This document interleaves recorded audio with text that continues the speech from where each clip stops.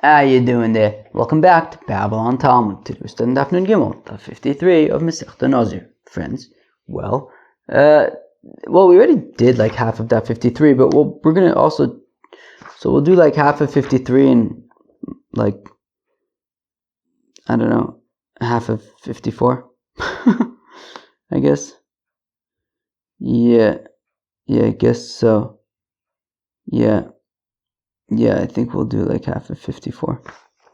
Alright, friends, a lot of Tum and Tar going on over here, like the technical kind of Tum and Tar, but alright, it's not so bad today, I think. Okay, when we started off Nun Gimel Amud Aleph, 4 lines in the bottom, Al Elu Hanoz Migalech. Okay, so the Mishnah had said twice, Al Elu, right? The Mishnah had started out, what the hell was this Mishnah on?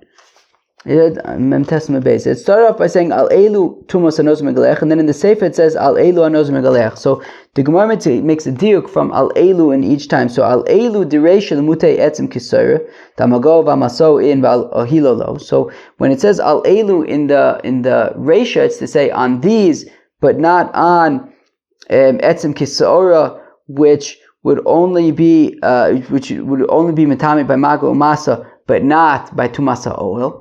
Right, Etzim Kiseora is not Mitami Ba'ohel. Val Elu, this Sefer, when it says on these, in the Sefer, it's these to the exclusion of Muti Efen Aschuchis. That's like, I don't know, some kind of like stone that's like protruding from a wall, and there's like a mace under it, and you only be Tami Midrabanan if you walk under like the stone or whatever. Alright. V'chatzi kav atzomis, and the Mishnah had said already on Nun Gimel Amud Beis, the Mishnah had said half a kav of bones. So chatzi kav atzomis in, rov atzomis lo. Okay, so half a kav of atzomis would be metame, but less than that, only a quarter of a kav would not be metame. Hey chidami, how is this? Ilem de isbehon atzomis kisara, typically mishum etzim kisara. Now, if there is pieces of bone that are the size of barley kernels, well, then they should at least be metame by maga umasa. El de akma chakmucha, you know, they're like finely ground powdery bones, and therefore they're not metame by maga umasa. But if there is a half a kav of them, so then they will be metame. Okay, fine. Al aver min ames val aver min achai sheshalein basar karoi.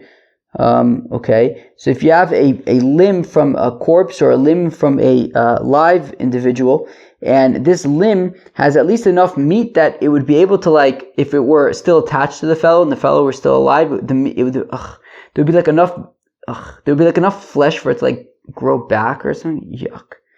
Like for like the meat to kind of grow back and the bone. Yeah. Ein alein basar karoi mai. Now, what if there isn't this amount of flesh on it? So then what? Is it mitame at all? So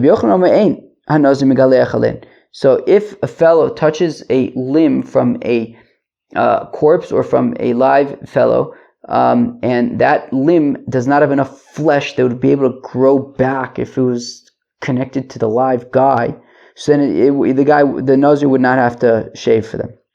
Would not have to start over. Whereas Rish Lakish says no, the Nazir does have to start over. Rabbi Yochanan says if it doesn't have enough flesh, then the Nazir does not start over. Rabbi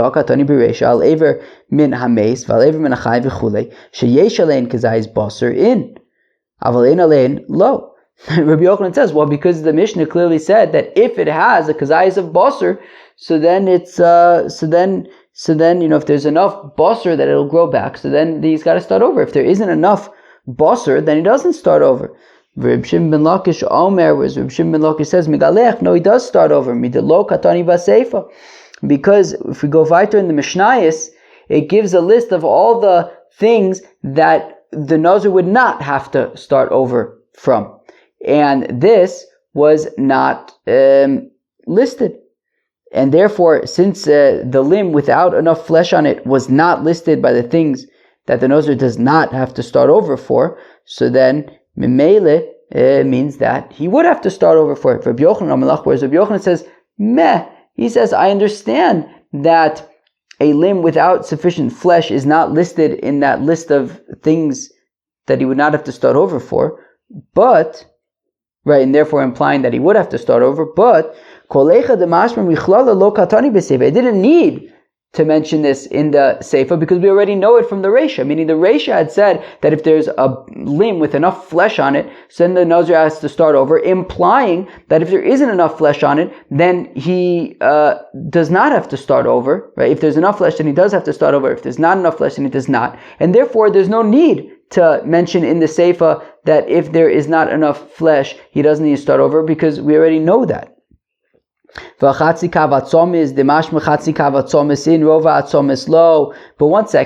Befrek the Gemara Kasha nu Rabbi Yochanan. You're saying that if we can understand, if we know something from the implication, then it didn't need to be listed in the exceptions later. Well, in our Mishnah, it says that half a kav of bones, the Nazir would have to start over, implying that a quarter of a kav, he would not have to start over. V'katoni b'sefer rova atzomis, and yet the quarter of a kav is still mentioned nonetheless in the Seifa, in the next Mishnah.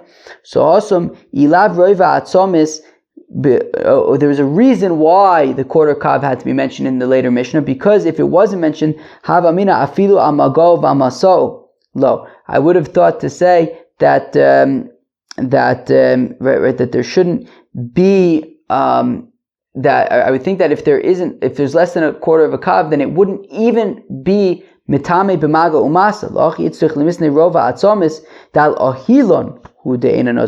That is why we had to mention the quarter of a kav in the next Mishnah to say that he doesn't have to start over for tumasa ohel, but for maga umasa that would still remain. So if we only had our Mishnah that says half a kav, implying that a quarter of a kav he would not have to start over, I might think that was total, right? What's the word? Complete, total, whatever. That if there was less than half of a kav, then he wouldn't have to start over ever, touching it, carrying it, being in the same ohel as it. So therefore we have the next Mishnah that says that on a quarter of a kav you don't start over specifically for tumas ohel, but you would start over for maga umasa. V'ha chatzi log dam. But what about the fact that our Mishnah says half of a log of dam, demashma dishmas mino, chatzi log dam in, revi'ez dam lo, which implies that for half a log of blood you have to start over, but for a quarter of a log of blood you don't have to start over. V'katoni b'sefer revi'ez dam, and yet we still have in the next Mishnah it says revi'ez dam, he does not start over. Revi'ez dam, he does not start over. But don't we already know that from the implication of the Reisha? No, there when it says that you don't start over for a revi'ez of dam, it's because otherwise I may have thought like to say like Rabbi Akiva, the Omar, Rabbi Akiva revi'ez dam above mishnei mesim and tamim ba'ol. Rabbi Akiva says that a revi'ez of blood from two mesim, right, as we've learned, that a revi'ez of blood from two mesim, Rabbi Akiva says is mitame. So therefore, we may have thought to say like Rabbi Akiva. Therefore, we have that other Mishnah to say not like Rabbi Akiva, and it's not. Right? If it's less than a half of a log of blood, then the Nazir would not have to start over. Now, this machlok is between Rabbi Yochanan and Rish Lakish about if you have this limb from a mace, and it has less than it doesn't have enough to grow back. And Rish Lakish is saying it's mitame, right? Makes him start over. And Rabbi Yochanan says he doesn't have to start over. What kind of limb are we talking about over here? If this limb is the size of a barley kernel, my time with Rabbi Yochanan, then how can Rabbi Yochanan say that it's not mitame? So if it's the size of a barley kernel, it's a dead limb, obviously it's mitame. Be delays be'etzim kisayre, my time with Rish Lakish. And if there isn't a bone the size of a barley kernel, then how can Rish Lakish say that he starts over if it's less than the size of a barley kernel? So Rish Lakish says, I'll tell you Lemaise, the bone is actually smaller than a barley kernel. If that's the case, then why does Rish Lakish say that he has to start over? And even so, the Torah still says he has to start over. The Tanya is within the Brisa of Chol Asher Yiga Al Pnei Asada Hasada B'Chalal Cherev O B'Meis. The pasuk says that regarding Tumas HaMeis, anything that will touch on the face of the field, and somebody who's smitten by a sword or a corpse, So now this is talking about tumas ha'ohel. So al pnei hasadeh ze ma'ahil al pnei hameis. So when it says al pnei hasadeh, on the face of the field, it's somebody who makes an ohel over a mace. B'chalol ze ever min achai. When it says b'chalol, that means that's also the a limb from a live person is metame. V'yesh lo lahalos arucha, if it has enough flesh to grow back. Cherev areze kecholo. When it says cherev, it's to teach the halacha of cherev areu kecholo, that if you have if a sword comes in contact with a corpse, that sword becomes an aviyavo satuma, just like the corpse itself. Or b'meis ze evrach hanechlo min hameis. When it says b'meis, it means a limb that was separated from a corpse. And there is enough flesh on it that if it were alive and connected to a person, it would be able to grow back. O be'etzim adam zerova atzomus. When it says be'etzim adam, that's where we learn out a quarter of a kaf of bones. O be'kaver ze kever sosum. When it says be'kaver, that's talking about a sealed grave, which has halachis in terms of tumah, depending on if there is a space of a tefach, so then the tumah spreads out in that kind of space, and if there's no space of a tefach above, between the mace and the top of this grave, so then the tumah just goes straight up, and also above it and below it. That we said tumah bokas v'ola bokas v'yiredes, that tumah goes all the way up and goes all the way down as well, and therefore anybody who kind of steps over it would become tummy. Ve'ilu gabe negio, and now continues. When it comes to, so that was tumas ha'ohel, all of those examples. When it comes to tumas maga, Rav Yehuda says, Tanya hanogeh be'etzim abachol. The pasuk says somebody touches a bone or a corpse. Be'etzim ze etzim kisoyer. So when it says etzim, that teaches us that a bone the size of a barley kernel is metamin b'maga umasa. Well, b'maga is what we're talking about, by touching. Or b'chalol ze evar nechlo min achai ve'im bo lahalos arucha. Ha. So this talks about a limb from a live person that does not have enough flesh to grow back. B'meis ze evar nechlo min hameis. When it says b'meis, it's talking about a limb from a corpse that does not have enough flesh that it would theoretically be able to go back if it were attached to a live person. Or b'kever, or the grave. Amr Shlakish, the kever shlifnei adibor, says Rish Lakish, that's talking about people who died before the Torah was given. That basically the halacha of tumas ha'ohel was only from the time that the Torah was given. What about the Bnei Yisrael before the Torah was given? So they don't have halacha of tumas ha'ohel, only tumas maga. So we're saying over here tumas maga. So hi Avram and Amei sechidami, and when we say this limb from a dead corpse is metami b'maga, what is it? Either is be'etzim kisara, if it has if it's the size of a barley kernel, hainu anugeh be'etzim. Well, that is already, we had already, right, from the beginning of the passage says be'etzim, right, ze etzim kisara. That when it says be'etzim, that's talking about a bone the size of a barley kernel. So I would already know that if it was the size of a barley kernel. El delays be'etzim kisarav afilu achi rachmanu rabbi.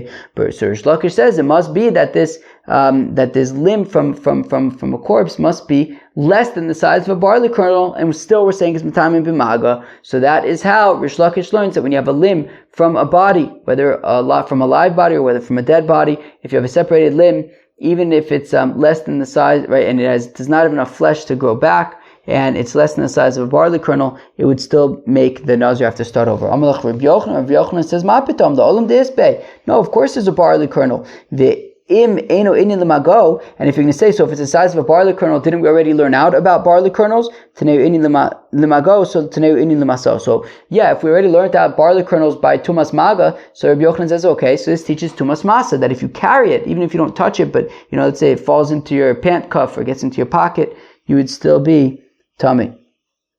And the Nazir would have to start over. And the Mishnah had said that after the Nazir, when he becomes Tames, then he has the Efer Paraduma on day 3 and on day 7, and then he has to start counting over again. If the Nazir becomes Tami Tumas Hamesi, Baru, they ask the Kasha, the Katani Achigitar Bashvi Koi, David Hariv Shemesh, when we say that he starts counting over, does he start counting over on day 7? Umari Rabbi Eliezer, that would be Rabbi Eliezer's opinion. he odilma bashminikai umayad shiter ache yavi karbonosav umani rabbanani. Or when we say that he starts over, it's on day 8 when he brings his korbanos, and that's like the rabbis. Tashma midiktani sefer from that. A later Mishnah says maschil umona miyad, that he starts counting immediately on day 7. Haresha mai. So then what about the resha? Ache yitar ache yavi karbonosav must mean that when it says ache yitar in the resha, it means that when he brings the korbanos on day 8, umani rabbanani, it's the rabbis, the Nazirs, the Taira, Shmini Lochayla, that who say that the counting of Nazir's Torah, i.e. when he starts counting again, it's only on day 8. Friends, that was Daf Nun Daled of Masechta Nazir. Hope you enjoy. Peace out.